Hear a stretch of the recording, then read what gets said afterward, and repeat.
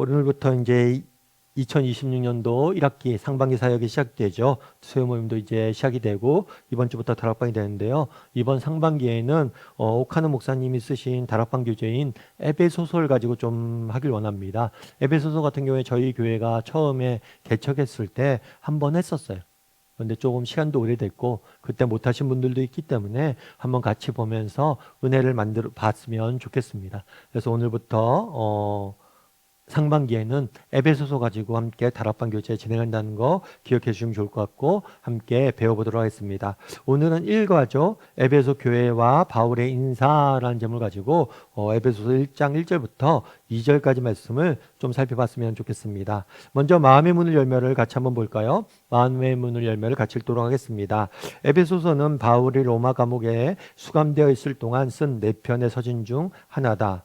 이 서신에는 하나님이 그리스도 안에서 값없이 주신 신령한 축복과 교회를 향한 기대와 꿈이 가득 담겨 있다. 그래서 본서를 성도의 은행, 성도의 저금 통장 혹은 성경의 금고라고 부르기도 한다. 그러므로 에베소서를 모르면 영적인 가난뱅이가 되기 쉽다.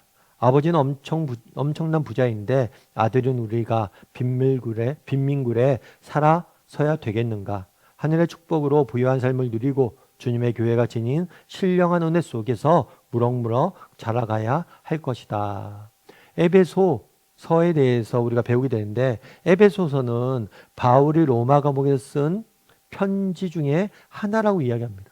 바울이 로마의 감옥에 말년에 갇히게 돼요. 그런데 이 감옥에서 갇혀 있을 때 4편의 편지를 쓰게 됩니다. 에베소, 골로새, 빌립보, 빌레몬소 이 4편의 편지를 썼는데 그 중에 하나가 에베소서예요. 그래서 바울이 로마의 감옥에서 에베소 교회를 향해서 쓴 편지예요. 그런데 이 편지에는 뭐가 담겨져 있냐면 하나님이 그리스도 안에서 값없이 주신 신령한 축복, 하나님께서 우리에게 주신 복이 무엇인지, 하나님께서 우리에게 주신 축복이 무엇인지, 그리고 우리 교회와 우리 각 사람을 향한 어떤 꿈을 갖고 있는지.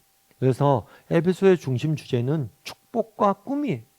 하나님이 주신 영적인 축복과 하나님이 우리에게 갖고 있는 꿈, 교회를 향한 꿈, 이 2가지가 담겨져 있다는 것. 그래서 에베소서를 통해서 하나님이 우리에게 어떤 축복을 주셨는지 그리고 어떤 꿈을 갖고 있는지 우리가 배우게 되는 거죠. 특별히 오늘은 에베소서 1장의 1절과 2절이에요. 1절과 2절은 인사말이에요. 인사말. 그래서 바울이 편지를 쓸 때 본론을 시작하기 전에 늘 인사말로 시작을 합니다. 근데 오늘 1절과 2절은 인사말인데 이 인사말을 통해서 우리가 배울 수 있는 점, 깨달을 수 있는 점 무엇인지 함께 나누고 또 기도하는 시간들을 좀 가졌으면 좋겠습니다.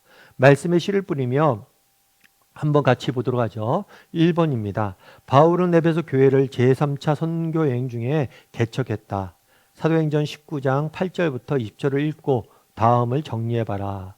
바울은 전도 여행을 떠납니다. 그런데 바울의 이제 전도여행이 1차, 2차, 3차, 4차 이렇게 진행이 돼요. 그럼 이 차수를 어떻게 구분하느냐? 바울이 전도여행을 처음 시발점이 어디냐면 안디옥이에요. 안디옥에서 전도여행을 떠납니다. 그리고 안디옥으로 다시 돌아와요. 그러면 1차가 끝난 거예요. 그리고 또 2차, 안디옥에 또 출발해요. 그리고 다시 돌아오면 2차가 끝난 거예요. 이런 식으로 계속해서 안디옥을 중심으로 1차, 2차, 3차가 되어 있는 거예요. 특별히 이 3차 전도 여행은 아시아 지역을 주로 전도를 했어요. 특별히 이 아시아 지역은 그 당시에는 성경에서는 아시아 지역, 소아시아 지역이라고 불렀고 지금은 터키 지방. 그래갖고 성지 순례갈 때 터키 지방으로도 많이 갑니다. 그럼 이 터키 지방에 사도 바울이 교회를 개척하고 전도 여행했던 그런 유적지들이 많아요. 이 터키 지방에 있는 도시 중에 하나가 바로 뭐냐면 에베소예요.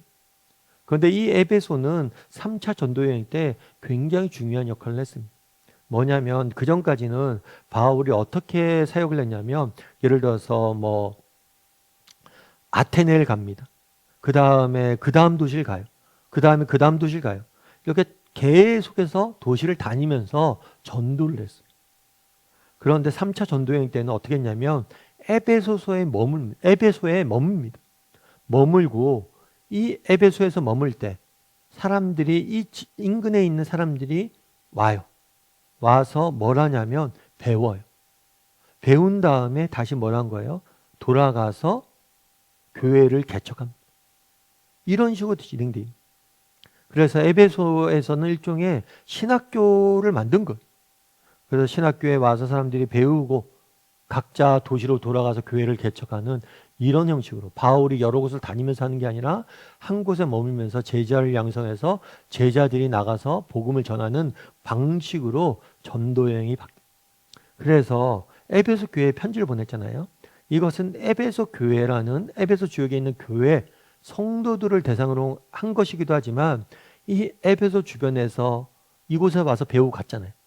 그 사람들을 향한 편지이기도 해요. 그래서 이것들 뭐라고 그러냐면 회람 편지라고 부릅니다. 돌려본다는 거예요. 그래서 에베소에 편지를 보내요. 그럼 에베소뿐만 아니라 그 주변에 있는 인근 도시에서 이 편지를 돌려가면서 읽어요. 그래서 에베소 교회를 향한 메시지가 아니라 다른 교회를 향한 메시지이기도 한 거죠. 그런 면에서 이 에베소서를 읽을 때 이 에베소서는 나를 향한 에베소 성도들뿐만 아니라 우리 모두를 향한 편지로 읽어야 되는 거예요. 그러면 에베소 교회에서 3차 전도행 여행 때 에베소 교회를 세우고 여기서 사역을 했는데 에베소 교회에서 어떻게 사역했는지 한번 살펴보자는 거죠. 그래서 사도행전 19장 8절부터 20절을 보면 선교 메시지 8절은 이렇게 돼 있어요. 바울이 회당에 들어가 석 달 동안 담대히 하나님의 말씀에 대해서 강론하고 권면했다. 뭘 전했냐면 하나님 나라에 대해 전했어요. 바울이 선교를 다니면서 전했던 메시지의 핵심 뭐냐? 그것은 하나님 나라. 하나님이 누구시며 하나님이 세워가기 원하시는 나라는 어떤 나라인지를 바울은 계속해서 뭐예요? 전파하고 전한 거예요. 그래서 바울이 전한 선교 메시지의 핵심은 뭐다? 하나님 나라. 그런데 이 하나님 나라는 예수님이 전하신 핵심 메시지이기도 해요. 마가복음에 보면 예수님이 이 땅에 오셔서 제일 먼저 전하신 메시지가 뭐냐면 하나님 나라에 대한 거예요. 뿐만 아니라 부활하신 예수님께서 40일 동안 제자들과 함께 있으면서 뭐에 대해서 가르쳤냐면 하나님 나라에 대해서. 그래서 하나님 나라는 예수님이 처음 말씀을 전하신 핵심 주제였고 또 마지막에 제자들이 주었던 가르침의 핵심 내용이에요. 그래서 예수님이 가르침 그대로 바울은 동일하게 하나님의 나라에 대해서 말하고 있는 것을 보게 되죠. 그래서 이 하나님 나라는 바울의 생각에 나온 게 아니에요. 예수님이 가르친 것을 뭐에 그대로 바울이 가르치고 있음을 보게 되는 거죠. 그런 다음에 선교 방법이 8절부터 9절에 이렇게 됐죠. 바울이 회당에 들어가 석 달 동안 담대히 하나님 나라에 대해서 강론하고 권면하되 어떤 사람들은 마음이 굳어 순종하지 않고 무리 앞에서 이 도를 비방하거늘 바울이 그들을 떠나 제자들을 따로 세우고 두란노 서원에서 날마다 강론했다. 어떻게 했냐면 바울이 회당에 들어가서 석 달 동안 가르쳤다라고 이야기를 합니다. 이 회당은 뭐냐면 유대인들이 사는 지역. 그러니까 유대인들이 이스라엘 땅에만 살지 않았어요.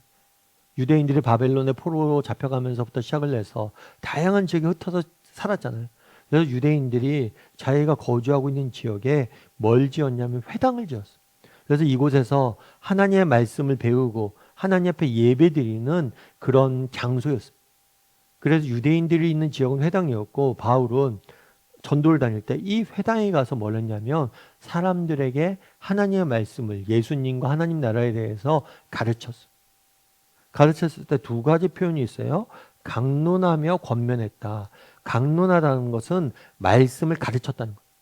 그러니까 하나님의 말씀을 가르쳤어요. 뿐만 아니라 권면하다는 것은 삶에 적용했다는 거예요.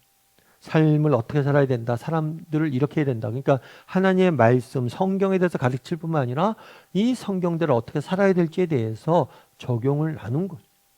그래서 하나님의 말씀에 대해서 가르치고 또 뭐예요? 그 말씀대로 어떻게 살아야 되는지에 대해서 권면한 거예요. 그런데 회당은 주로 누가 많이 모였다고 그랬어요? 유대인들이 모였죠.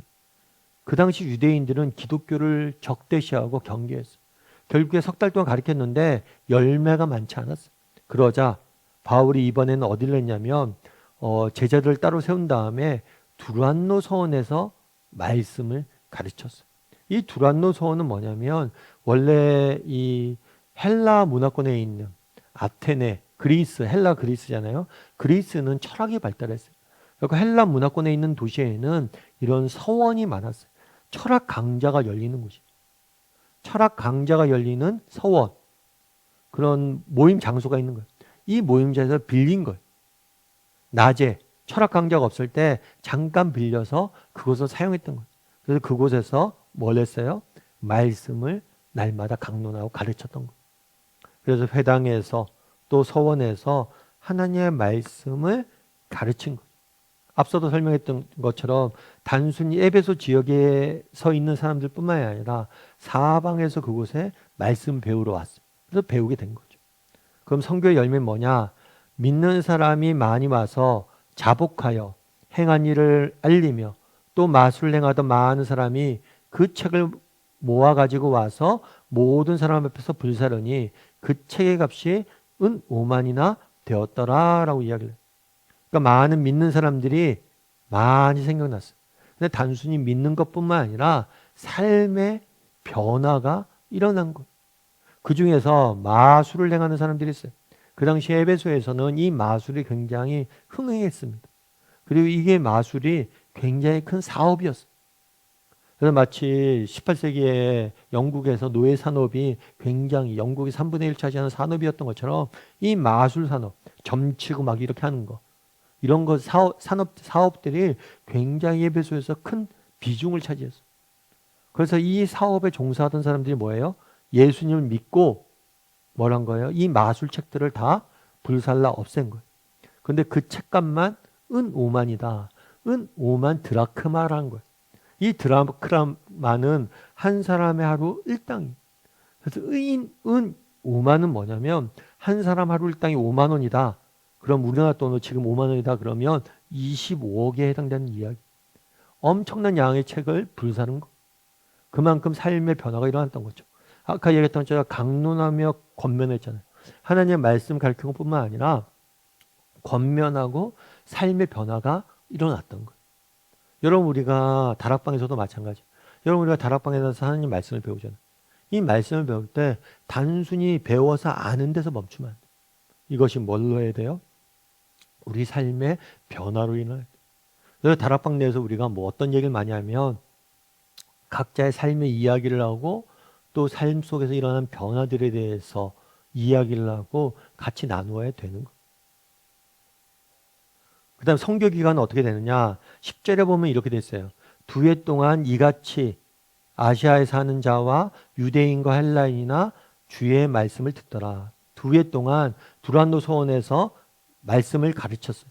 그랬더니만 어떻다고 그랬어요? 아시아에 사는 자는 유대인과 헬라인이나 다 이 말씀을 듣더라. 에베소뿐만 아니라 뭐예요? 아시아라고 얘기했죠. 앞서 얘기했던 것처럼 그곳으로 모인 거예요. 아시아의 지역, 그 넓은 지역에 있던 사람들이. 특별히 유대인뿐만 아니라 헬라인까지 와서 복음을 듣고 회개하게 되고 느끼게 되는 것을 보게 되는 거죠. 그런데 여기는 2해라고 그랬는데 사도행전 24, 31절에는 3년이나 에베소에 있었다라고 이야기를 합니다. 이 2해라, 여기는 왜 2해인데 여기는 3년입니까? 했을 때 두란노 서원에서는 2해가 있었어요. 근데 그 전에 석 달 동안 회당에서 가르쳤잖아요. 그래서 이 두 가지를 합쳐서 표현한 게 3년이고 이 2해는 두란노 서원에서만 의미한 것, 이야기, 사역한 것을 의미합니다. 우리 2번 문제 같이 한번 읽어볼까요? 이게 이제 1번 문제에서는 에베소 교회 편지를 보냈잖아요. 그러니까 에베소 교회의 배경에 대해 좀 설명한 거예요. 에베소 교회가 어떤 교회였고 어떻게 바울이 사역을 했었는지 그 배경을 설명했고 2번 문제부터는 본격적으로 에베소서를 배우게 됩니다. 2번 문제 이렇게 되어 있죠. 바울은 자신을 사도라 불렀다. 그러나 사실 그는 12사도에 속하지는 못했다. 그럼에도 불구하고 자신의 사도직에 대해서 조금도 흔들리지 않았던 이유는 무엇인가? 뭐냐면 에베소 보면 1절에 보면 이렇게 됐죠. 하나님의 뜻으로 말미암아 그리스도 예수의 사도된 바울은 에베소에 있는 성도들과 그리스도 예수 안에 있는 신실한 자들에게 편지하노니. 먼저 편지를 보낼 때는 발신자를 밝힙니다. 그리고 수신자에 대해서 설명을 해요. 누가 이 편지를 썼느냐, 그리고 누구에게 썼느냐를 먼저 밝혀요. 근데 누가 썼냐면 바울이 썼어요. 그런데 바울이 자기를 소개하는 거예요. 내가 바울이라고만 소개하지 않고 예수 그리스도의 사도다라고 이야기를 합니다. 예수 그리스도의 사도다. 그런데 이 사도란 그럼 어떤 사람이냐? 사도란 어떤 사람이냐면 예수님, 부활하신 예수님을 만난 사람. 그리고 부활하신 예수님께서 직접 부르시고 파송한 사람이 바로 사도예요. 이런 면에서 바울은 원래는 누구예요? 사실은 12사도에 속하지 않았다는 건 뭐냐면 12제자에 속하지 않았다는 거죠. 실제로 그렇죠. 예수님이 이 땅에 계실 때 바울은 예수님을 만나서 예수님을 따랐던 제자들이 아니에요. 바울은 예수님이 이 땅에 계셨을 때 예수의 제자가 된 사람이 아니에요. 그런 면에서 보면 야, 바울은 12제자가 아니었잖아. 예수님이 이 땅에 계실 때 바울은 예수님 못 만났잖아. 이렇게 이야기할 수 있어요. 하지만 바울은 부활하신 예수님을 만났고 그 부활하신 예수님께서 직접 바울을 이방인의 사도로 보내셨어요. 이방인을 위해서 내가 쓰겠다. 그렇기 때문에 바울은 자신의 사도됨에 대해서 사도라고 이야기를 합니다. 그런데 그럼에도 불구하고 바울의 사도직에 대해서 의심하거나 비방하는 사람들이 굉장히 많았어요. 왜냐하면 기본적으로 바울은 뭘 한 거예요? 12제자가 아니었어요. 뿐만 아니라 바울은 어떤 사람이었어요? 기독교를 탄압한 사람이에요. 그래서 실제로 바울은 스데반, 기독교의 최초의 순교자인 스데반을 순교할 때 주도적인 역할을 했던 인물이에요. 그래서 이것들로 인해서 의심이나 비방이 많았어요. 그럼에도 불구하고 바울은 이런 의심이나 비방에 흔들리지 않았습니다. 그럼 흔들리지 않았던 이유는 뭐냐? 이 앞에 나와 있어요. 하나님의 뜻으로 말미암아. 내가 사도가 바울이 사도된 게 자기가 원해서 내 뜻대로 내 마음대로 한 것이 아니란 거. 철저히 뭐예요? 하나님의 뜻으로 된 거란. 실제로 그렇죠. 바울이 예수님을 어디서 만났어요? 다메섹 도상에서 만났어요. 다메섹으로 가는 길에서 예수님을 만났어요. 그럼 다메섹은 왜 가고 있었어요? 예수 믿는 자, 기독교인들을 핍박하려고. 그래서 예수님께서 바울을 만났을 때 처음 한 얘기가 그거예요. 내가 왜 나를 핍박하느냐? 라고 이야기하신 거예요. 부활하신 예수님께서 바울에게 나타났어요. 바울은 기독교인들 핍박하기 위해서 다메섹을 가고 있었어요. 그런데 어느 날 갑자기 예수님을 믿게 된 거예요. 자기 뜻대로 된 게 아니죠. 자신은 기독교를 오히려 핍박하고 예수님을 대적하고 있었어요. 그런데 그런 바울을 예수님이 만나주셨고 그를 부르시고 사도로 세운 거예요.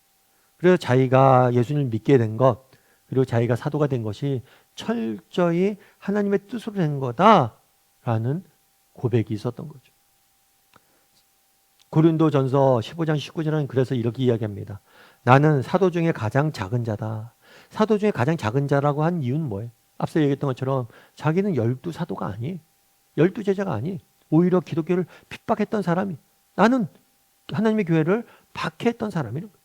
그래서 사도라 칭함을 받을 자격이 없다는 거예요, 원래. 그런데 나의 나된 것은, 나는 자격이 없지만 자격이 없는 나를 하나님께서 사도로 세우셨다. 그래서 나의 나된 것은 뭐예요? 오직 하나님의 은혜다. 하나님의 뜻으로, 하나님의 은혜로 된 것이다 라고 고백을 하는 거죠. 그러면 3번 문제 같이 한번 읽어볼까요? 바울은 자기가 사도로 부름받은 것이 하나님의 뜻이라고 말한다. 우리에게 무엇이 하나님의 뜻으로 되었다고 확신하여 말할 수 있는가? 바울은 지금 얘기하는 거예요. 내가 하나님의 뜻으로 말미암아 사도되었다. 그러면 우리는 어떠냐는 거예요. 우리는 무엇이 하나님의 뜻으로 되었다고 말할 수 있는가라고 이야기. 각자 이야기를 한번 해보세요. 여러분들은 내가 하나님의 뜻으로 무엇이 나는 하나님의 뜻으로 된 것일까? 이 부분에 대해서 여러분 각자 한번 이야기를 좀 나눠보세요. 나는 뭐가 하나님의 뜻으로 된 것이냐라고 이야기를 한번 나눠보시면 좋을 것 같아요. 무엇보다도 야고보서 보죠. 야고보서 먼저 보죠. 로마서 보기 전에 야고보서 그가 피조물 중에 우리로 한 첫 열매가 되게 하시려고 자기의 뜻을 따라 진리의 말씀으로 우리를 낳았다. 이게 무슨 얘기냐면 우리를 낳았다는 건 뭐냐면 우리의 사람이 태어나려면 개인의 의지로 태어나나요? 아니죠. 부모의 뜻으로, 부모의 의지로 태어나는 거죠. 마찬가지로 우리가 예수님을 믿은 것, 하나님의 자녀가 된 것, 내가 스스로 자녀가 된 게 아니라 하나님이 나를 선택하셔서 우리를 자녀 삼아 주셨다는 것. 그래서 내가 믿음을 믿게 된 것. 어떻게 인간적인 면에서는 내가 믿음을 선택한 것 같아요. 그런데 내가 믿게 된 것도 뭐예요? 하나님의 은혜로 된 거라고 야고보서 역시 고백하는 거죠. 그래서 우리가 예수를 믿는 것, 사실 이 믿는 것, 이게 정말 내 뜻대로 되는 것 같지만 사실은 그렇지 않은 것. 하나님의 뜻대로 되는 것. 뿐만 아니라 우리가 알거니와 하나님을 사랑하는 자, 곧 그의 뜻대로 부르심을 입은 자들에게 모든 일이 합력하여 선을 이루어진다. 우리가 예수님을 믿은 것뿐만 아니라 우리의 삶의 모든 여정이 뭐예요? 하나님의 뜻과 계획 아래에서 이루어진다는 것. 그래서 여러분들은 그렇게 고백할 수 있느냐? 특별히 그렇다면 하나님의 뜻으로 된 것은 무엇이라고 말할 수 있느냐? 이런 부분들.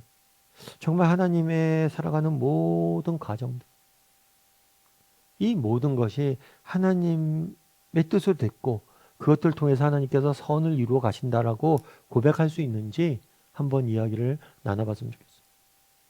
저도 그렇죠. 저도 목사가 된 게 다 하나님의 은혜죠. 정말 제 뜻대로 제가 된 게 아니라 하나님이 부르셨기 때문에 제가 목사 될 수 있었고 또 믿음도 가질 수 있었고 삶의 모든 과정도 마찬가지다. 제가 종종 말씀드리지만 저 같은 경우는 아버님이 일찍 돌아가셨어요. 아버님이 일찍 돌아가셔서 참 어려운 시절을 보냈던 것 같아요. 그런데 이 아버님이 일찍 돌아가신 다음에 그 사건을 계기로 해서 또 우리 집안이 예수님을 믿게 됐고 또 그럼에도 불구하고 왜 하나님께서 우리 집안을 아버님을 이렇게 어렸을 때 일찍 돌아가시게 하셨을까? 그 부분에 대해서는 해답이 별로 없었어요. 지금도 그런 해답은 없어요. 다만 제가 정말 아버님 일찍 돌아가셨기 때문에 제가 목사가 된 다음에 깨달은 게 있어요. 정말 저희 주변에 일찍 그렇게 아버님을 떠나보낸 분들이 있잖아요. 성도 중에서. 근데 그분들을 위로할 수 있잖아요. 정말 저도 정말 사랑하는 아들을 먼저 떠나보낸 할머님의 모습을 봤고 사랑하는 남편을 먼저 떠나보내는 어머님의 모습을 봤고 저도 정말 그렇게 떠나보냈어요. 그런데도 불구하고 하나님께서 우리 가정을 지킨 것처럼 정말 사랑하는 사람들을 먼저 떠나보낸 사람들을 좀 제가 위로할 수 있는 은혜가 있도록. 여러분 정말 우리가 삶에 예수를 믿는 것도 하나님의 뜻으로 이루어집니다. 하지만 모든 것이 협력하여 선을 이룬다. 정말 내가 때로는 고난조차도 하나님의 선한 계획 가운데 이루어졌음을 우리가 고백할 수 있는 것. 그래서 내가 모든 것이 하나님의 뜻으로 된 것이 무엇인지 한번 이야기를 나눠보세요. 정말 우리가 사람을 만나는 것도 마찬가지. 우리가 생각하기엔 내가 선택해서 누군가를 만났다고 생각하지만 하나님의 계획 아래서 정말 누군가를 만나게 하시고 그 만남을 통해서 우리를 빚어가신 우리 가정도 마찬가지. 내게 부모님을 허락하신 것, 내가 사랑하는 아내를 허락하신 것, 이 모든 것이 하나님의 뜻에 계획 아래 이루어진 것을 여러분들이 확신하면서 고백할 수 있는지 한번 이야기를 좀 나눠보세요. 어떤 것들이 있는지.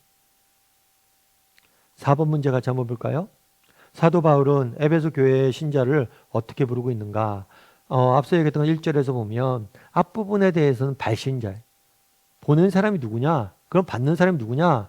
에베소에 있는 성도들과 그리스도 예수 안에 있는 신실한 자들에게 편지하노니 에베소 도시에 있는 성도들과 신실한 자들에게 편지한다라고 이야기해요. 그러니까 수신자가 누구냐? 성도들과 신실한 자들이. 그럼 이 성도들과 신실한 자라는 표현이 무슨 의미냐는 거죠. 그건 5번 문제를 통해서 살펴봐요. 두 이름 중 성도는 하나님께서 믿는 자를 대하여 부르신 이름이라면 신실한 자는 사람들의 눈에 비친 믿는 자의 독특한 면목, 즉 정직하고 성실한 인품을 표현하는 명칭이라고 할 수 있다. 우리는 신실한 자라고 부를 만한 근거가 어디에 있는가? 실제로 우리가 그런 이미지를 사람들에게 심어주었는지에 대해서 이야기해봐라. 뭐냐면 오늘 본문에 보면 성도들과 신실한 자들이라고 이야기했잖아요. 성도는 하나님 편에서 부르는 이름이란 거예요. 하나님 보시기에. 예를 들어서 성도란 뜻은 뭐냐면 거룩한 백성이란 의미예요. 거룩한 백성, 거룩한 자라는 의미예요. 이 거룩하다라는 건 성경에서 뭐냐면 구별됐다는 구별. 너희는 구별된 자라. 다르게 말하면 하나님이 우리를 구별하셨다는 거예요. 그래서 우리가 거룩한 거예요. 그러니까 이게 수동태. 예를 들면 그런 거죠. 그 당시에 대표적인 예가 그런 거예요. 이스라엘 백성들은 성전에서 예배를 드렸습니다. 그리고 성전에 예배 드리기 위해서는 여러 가지 성전에 쓰는 그릇들이 있어요. 이 그릇들은 거룩한 그릇, 성물이라고 불렀어요. 그런데 그릇 자체가 거룩한 건 아니에요. 원래 그릇이 여러 개가 있었어요. 그런데 그 중에 하나를 선택해서 성전에 쓰기로 결정한 순간 이건 성물이 되는 거예요. 그래서 마찬가지로 우리가 거룩해진 건 뭐냐면 하나님이 우리를 하나님의 자녀로 구별하셨기 때문에 우리가 거룩해진 거예요. 그래서 이 거룩한 백성, 거룩한 자, 성도란 표현은 뭐냐면 거룩한 자라는 표현이에요. 근데 이 거룩하다는 것은 구별하다는 거예요. 구별되어졌다는 거예요. 하나님께서 우리를 구별하셨기 때문에 우리가 거룩한 자예요. 그래서 성도는 하나님 편에서 보는 거예요. 그래서 우리는 성도들이 했을 때는 하나님이 구별하여 거룩하게 하신 자들을 의미하는 거죠. 그러면 이 신실한 자는 사람들이 사람들이 보기에 뭐예요? 뒤에서 나와 있죠. 사람들이 보기에 정말 믿는 자의 독특한 면모와 성품, 정직하고 성실한 인품을 표현하는 명칭이다. 그래서 우리가 거룩한 자가 되었다면 사람들이 보기에 어떤 사람이 되어야 돼요? 신실한 자가 돼야 돼. 신실한 자. 그래서 마태복음에서 뭐라고 되어 있냐면 이같이 너희 빛이 사람 앞에 비추게 하여 그 너희 착한 행실을 보고 하나님께 영광 돌리게 하라. 착한 행실을 보고. 우리가 성도가 되었다면 우리가 세상 속에서 뭐예요? 신실한 자로 살아가야 되는 거예요. 하나님께서 우리를 성도를 만드셨다면 우리는 뭐예요? 세상 속에서 신실한 자가 되어야 되는 거예요. 그럼 왜 우리가 신실한 자라고 할 수 있느냐? 그 근거는 뭐예요? 그리스도 안에 있기 때문에. 우리가 예수 그리스도 안에 있기 때문에 뭐예요? 우리가 신실한 자. 우리가 예수 그리스도를 믿는다면, 우리가 그리스도 안에 있다면 우리는 신실한 자가 되는 거예요. 그러면서 한번 여러분들을 이야기를 좀 나눠보세요. 나는 그럼 얼마나 세상 속에서 신실한 자로서 세상 속에 살아가는가? 세상 사람들이 보기에 나는 신실한 자다라고 표현할 만한 무엇인가가 있는가? 그래서 사실은 여러분 우리가 여기서 조심해야 될 게 있어요. 그건 뭐냐면 우리가 완성된 게 아니란 거. 우리가 진짜 착한 행실을 보고 하나님께 영광 돌리라고 했는데 정말 그렇잖아요. 우리가 완전히 성화된 성인 군자가 아니잖아요. 그런 면에서 보면 우리에게 부족한 점도 있고 연약한 점도 있어요. 하지만 그럼에도 불구하고 내 삶 가운데 뭔가 세상 사람들과 다른 무엇인가가 있어야 된다는 거예요. 그 부분에 대해서 여러분들이 한번 나눠보라는 거예요. 내가 정말 세상 속에 살면서 그래도 내가 믿는 자인데 믿는 자다운 면들이 내가 있는가? 그리고 내가 완성된 자는 아니에요. 우리 모두. 완성된 자는 아닌데 그 중에 한 개라도 내가 좀 이런 면에서는 내가 조금 나아지고 있습니다. 어떤 게 있을까요? 예를 들면 제가 분노 이런 것들은 제가 좀 나아지고 있습니다. 그리고 제가 종종 예화 드리죠. 어떤 목사님이 있었습니다. 이 목사님 원래 깡패였어요. 깡패였는데 예수님 믿었어요. 예수님 믿고 나서 복음을 전했어요. 그 복음을 전하다 보니까 어떤 사람이 예수쟁이가 와서 복음 전한다고 해서 소금을 막 뿌린 거야. 물 뿌리고 막 그런 거야. 그러면서 이 목사님이 이걸 다 믿고 물을 맞은다고 그런 거죠. 예수는 내가 믿고 복은 당신이 받는군요. 무슨 얘기예요? 내가 정말 예전에 깡패였다면 당신이 나한테 물 뿌렸다면 당신이 나한테 죽었다. 그런데 내가 예수를 믿는다니까 이제 내가 화도 덜 내고 분노하지 않고 사람들 품으려고 한다. 정말 내가 예수님이기 때문에 정말 세상을 살다 보면 화난 일, 억울한 일들이 너무나 많아요. 그럴 때 내가 한 번이라도 더 참았던 경험들이 있는가? 아니면 내가 좀 예수 믿는 사람이기 때문에 남들보다 좀 더 솔선수범하려고 그러고 남들을 좀 더 도우려고 그러고 좀 더 선한 모범적으로 좀 그래도 말 한마디라도 따뜻하게 하려고 그러고 또 뭐 이상한 얘기들 세상에 막 그냥 온갖 더러운 얘기를 많이 할 때 그래도 참여하지 않고 그러려고 노력했고 그런 것들 여러 가지 것들 한번 여러분들이 이야기 나눠보세요. 내가 어떻게 어떤 면에서 정말 신실해지려고 노력하고 있는지 나타나고 있는지 열매가. 6번 문제 같이 한번 읽어보죠. 1절에서는 발신자와 수신자를 다루었습니다. 그 다음 2절에서는 인사말, 축복을 빌어요. 6번 문제 이렇게 됐죠. 바울이 축복을 빌 때마다 거의 예외 없이 은혜와 평강을 언급한다. 세상에서 오는 것도 아니고 사람이 만들어낸 것도 아닌 이 두 가지는 누구에게서 오는 것인지 2절을 가지고 답해보라.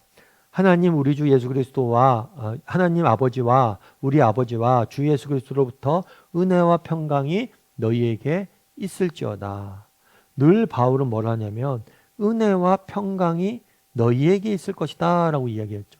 앞서 우리가 사도행전에 대해서 배울 때 에베소에 헬라인뿐만 아니라 아시아에 있는 헬라인뿐만 아니라 유대인들이 다 와서 복음을 들었다라고 이야기를 하죠. 그런데 그 당시에 유대인들과 헬라인들은 독특한 인사법을 가지고 있었어요. 그건 뭐냐면 유대인들은 샬롬이라고 인사했어요. 사람들 만나면. 이 샬롬이란 게 뭐냐면 평안하십시오. 평강하십시오. 라는 거예요. 평강을 의미해요. 샬롬. 그런데 헬라인들은 뭐냐면 카이레라고 인사했어요. 이건 뭐냐면 기뻐하라라는. 그러니까 유대인들은 샬롬, 평안하십시오라고 이야기를 했고 헬라인들은 카이레, 기뻐하십시오라고 이야기했어요. 그런데 이 은혜라는 카리스라는 단어가 이 카이레라는 말에서 나온 거예요. 그래서 헬라인들은 은혜를 구했고 유대인들은 샬롬을 구했어요. 그런데 너희가 헬라 사람들은 우리가 기뻐합시다, 기뻐합시다, 기뻐하세요 라고 인사를 했는데 너희가 그렇게 찾던 기쁨, 그 유대인들에게 이야기하는 거예요. 너희가 그렇게 찾고 싶고 갖고 싶었던 평안, 이 기쁨과 평안이 어디서 오냐는 거. 그것은 누구에게서 와요? 하나님 우리 아버지와 주 예수 그리스도로부터 온다. 그래서 바울은 은혜와 평강을 구했는데 이건 당시에 흔한 인사말이었어요. 그런데 강조하고 싶은 게 있어요. 이 은혜와 평강이 누구로부터 온다고요?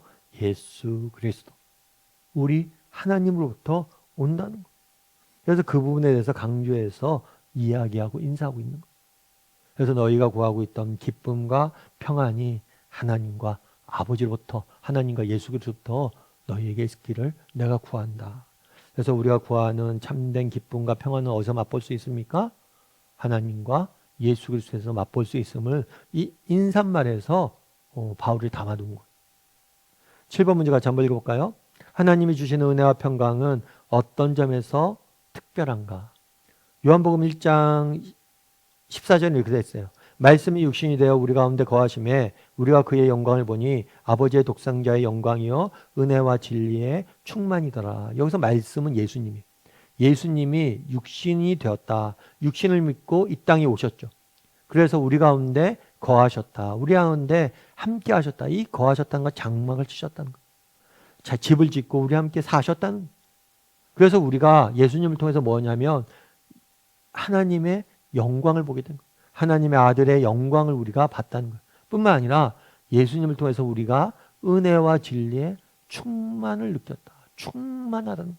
다르게 말하면 하나님이 주시는 은혜와 평강의 특징은 뭐냐? 그것은 충만이 특징. 다르게 말하면 원천이라는 거죠. 여러분 우리가 살아가는 이 땅에 누리는 기쁨과 평강의 원천이 어디냐? 평안의 원천이 어디냐? 하나님이라고. 마치 그래서 성경은 예수님은 자신을 빛에 비유하죠. 여러분 우리 지구상에 존재하는 모든 것들은 태양에서 나오는 빛, 에너지를 통해서 존재하는 거예요. 여러분 태양이 빛을 잃어서 에너지를 주지 않으면 어떻게 됩니까? 식물이 다 죽겠죠. 식물이 죽으면 식물만 죽습니까? 동물도 죽고 다 죽는 거예요. 마찬가지로 정말 우리가 누리는 기쁨과 은혜의 원천 어디냐는 거예요. 그것은 하나님.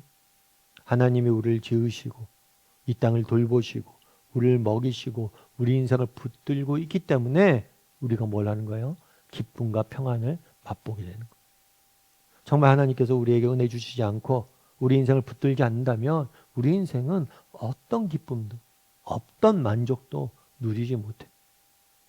우리의 기쁨과 만족의 원천 어디냐? 예수 그리스도. 우리 하나님.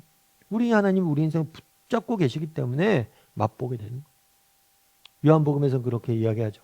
평안을 너희에게 주노니, 샬롬을 너희에게 주노니 나의 샬롬은 세상이 주는 것과 같지 않다. 세상에서 맛볼 수 없는. 물론 우리가 이 땅을 살다 보면 세상에서도 기쁨과 만족을 맛볼 수 있어요. 그런데 이 세상에서 주는 이 기쁨과 만족은 유통기한이 있어요. 영원하지 않아요. 잠시 일시적이에요. 여러분 정말 뭐 아파트도 마찬가지. 여러분 아파트 정말 단독주택에 살다가 아파트 살아보십시오. 야, 아파트 너무 좋다. 그러지만 그게 얼마나 갈 것 같아요. 정말 25평에 살다가 34평 가요. 와, 아파트 34평 방 3개 너무 좋네. 얼마나 갈까요? 한 6개월 갈까요? 아무리 맛있는 음식 먹어보십시오. 유통기한이 얼마나 갑니까? 정말 점심에 어떤 유명한 셰프의 뭐 진짜 화려한 뭐 그런 음식을 먹었어요. 야, 배부르다. 그런데 6시간 지나면 배고파요. 여러분 만족은, 이 땅의 만족은 유통기한이 있어요. 하지만 하나님이 주시는 만족은 유통기한이 없어요. 영원해. 왜요? 우리가 가야 될 하나님 나라는, 우리에게 주어진 약속된 하나님 나라는 영원하기 때문에. 이 땅의 것들은 모두 다 일시적이지만 그 하나님 나라의 것들은 영원합니다. 빌립보서 4장 6절에서 4장 6절에 7절에 이렇게 되어 있죠. 아무것도 염려하지 말고 다만 모든 일에 기도와 간구로 구할 것을 감사함을 하나님께 아뢰라. 그리하면 모든 지각이 뛰어난 하나님의 평강이 너희의 마음과 생각을 지킬 것이다. 바울이 지금 어디에 있습니까? 감옥에 갇혀 편지를 써요. 감옥이 얼마나 힘들고 고난하고 역경스러운 상황입니다. 그런데 그 감옥에 갇혀서도 기도하고 감사하고 기도하자 뭐예요? 하나님의 평강이 자신에게 찾아왔고 정말 그 감옥에서도 내가 말할 수 없는 평강을 누렸다. 그래서 하나님이 주시는 평강은 뭐냐면 환경에 지배받지 않는, 주변 여건에 지배받지 않는 정말 그 내면에서 흘러나오는 그 말로 다 할 수 없는 평강과 기쁨이라고. 8번 문제 같이 한번 볼까요? 은혜와 평강은 그 순서를 바꿀 수 없다. 그 이유가 어디에 있다고 생각하는가? 자신이 경험한 체험이 있다면 함께 나눠봐라. 은혜와 평강이라고 되어 있는데 순서를 바꿀 수 없다는 거예요. 평강을 맛보기 위해서는 은혜를 먼저 맛봐야 된다. 그래서 이것들을 뭐라고 표현하냐면 은혜를 통한 평강. 정말 하나님의 은혜를 맛볼 때, 하나님이 주신 은혜를 맛볼 때 정말 마음속 깊이 누리는 평안. 그래서 앞서 얘기했던 것처럼 예수님이 주시는 평강, 평안 이런 것들이 정말 다시는 맛본 적이 있는지, 은혜를 통한 평강을 맛본 적이 있는지 한번 이야기를 좀 나눠보라는 거예요. 제가 예전에 한번 말씀드린 적이 있는 것 같아요. 제가 이제 제자반 할 때였어요. 제자반 할 때였는데 남자 제자반 집사님이 이제 할 때였어요. 그 제자반 시작하면서 집사님 혹시 기도 제목 있으세요? 그랬더니 그 집사님 그런 얘기를 하더라고요. 아, 목사님 제가 기도 제목이 있습니다. 왜냐하면 제가 젊은 날 뇌출혈로 뇌종양이 걸렸어 갖고 수술을 했어요. 그래서 이 뇌종양이 이제 지금 치유가 됐는데 수술은 잘 돼 치유가 돼서 정상적으로 생활하는데 그래도 약을 먹고 있어요. 그래서 이 약을 좀 줄였으면 좋겠어요. 그래서 약을 줄이고 건강이 회복되는 게 기도 제목이에요. 그래서 함께 제자 훈련하면서 열심히 하나님 앞에 기도하면 하나님 낫게 할 거예요. 라고 얘기하고 훈련하고 이렇게 기도를 했어요. 그런데 그러다가 시간이 지났는데 이 제자반 집사님이 그런 얘기를 한 거예요. 목사님 제가 다음 주에 남자 집사님이거든요. 제자반을 못 나올 것 같아요. 그래갖고 왜 그래요? 그랬더니만 그 집사님이 사실은 우리 아내가 건강검진을 했는데 뇌에 문제가 있어서 수술을 해야 된대요. 그래서 너무 감사한 거는 건강검진을 해서 잘 발견하게 됐어요. 이런 이야기를 하는 거예요. 너무 답답하죠. 여러분 이게 감사할 일입니까? 정말 젊은 날 두 부부가 다 큰 병에 걸린 거죠. 그것도 뭐 예수님 안 믿고 세상에 놀다가 이런 병 걸리면 이해라도 돼. 예수님 부부가 잘 믿고 열심히 살려오는데 둘이 다 이렇게 병이 걸린 거예요. 너무 답답한 거예요. 그래서 그 집사님 위해서 기도하고 함께 병원 가서 신방 가서 기도하고 다 기도했어요. 기도하고 나서 이제 수술 끝나고 그 다음 주에 제자가 왔어요, 집사님. 그래서 어떻게 집사님 수술은 잘 됐습니까? 그랬더니만 그 집사님이 그런 얘기를 하는 거예요. 수술실에 이제 아내가 수술실로 딱 들어가는 거예요. 밖에서 이제 기다려야 되죠. 기다리는데 기도는 안 나오더라고요. 기도는 목사님이나 딴 분들이 많이 해줄 테니까 기도는 안 나오는데 찬양이 그렇게 나오더라고요. 그때 불렀던 찬양이 뭐냐면 오직 주의 사랑에 매여. 오직 주의 사랑에 매여 내 영 기뻐 노래합니다. 주께서 베푼 은혜 너무나 많습니다. 아내가 수술실에 이렇게 들어갔는데 그동안 하나님이 내게 베푸셨던 은혜가 깊이 생각이 나더라고요. 야, 내 인생은 하나님께 너무 많은 은혜를 베푸셨구나. 그러면서 걱정은 안 되고 계속 찬양만 나왔대요. 오직 주의 사랑에 매여 내 영 기뻐 노래한다. 정말 이런 것들이 은혜를 통한 평강이죠. 이런 것들이 환경에 지배받는 평강이죠. 정말 우리 그리스도 예수 안에서 우리 아버지 하나님과 주 예수 그리스도가 주는 로부터 나오는 은혜와 평강이 너희에게 있을지어다. 이런 평강을, 이런 은혜를 여러분들이 맛보았는지 한번 있다면 이야기를 좀 나누고 서로 경험도 나누고 이야기를 하면 좋을 것 같아요. 삶의 열매를 거두며 같이 한번 읽어볼까요? 은혜가 충만하면 평강이 찾아온다. 그런데 우리 중에는 은혜가 메말라 평강을 잃어버린 자들이 의외로 많다. 혹시 당신은 그 중에 하나가 아닌지 정직히 반성해봐라. 그래서 한번 이야기를 좀 나눠보시고 그러면 은혜를 메마르지 않기 위해서 해야 될 일은 뭡니까? 하나님 앞에 가까이 가는 거. 여러분들이 하나님이 가까이 가면 은혜는 반드시 주죠. 내가 얼마나 하나님 앞에 매여 있느냐, 붙어 있느냐, 그런 거. 그래서 여러분들 우리가 아침 묵상, 매일 아침에 아침 묵상하는 이유가 어디에 있어요? 정말 가까이 가야 돼요. 하루 은혜 받지 않고 하루를 시작할 생각하지 마세요. 그러니까 평강이 사라지는 거예요. 아침 묵상도 하고 다락방도 하고 이번 주부터 이제 다락방 시작이죠. 다락방도 하고 정말 예배는 당연한 거고. 그래서 어쩌면 여러분들이 지난 한 학기 동안 지난 겨울 동안 우리 다락방 쉬었잖아요. 그래서 여러분들이 은혜가 떨어졌을 수 있어요. 다시 다락방을 통해서 은혜를 채워야 됩니다. 그럼 평강이 넘칠 거예요. 그래서 여러분들 한번 정말 은혜는 하나님을 가까이 할 때 주는 거예요. 그래서 상반기에 좀 내가 이런 계획들, 이런 다짐들도 좀 나누고 그렇게 하면 좋을 것 같습니다.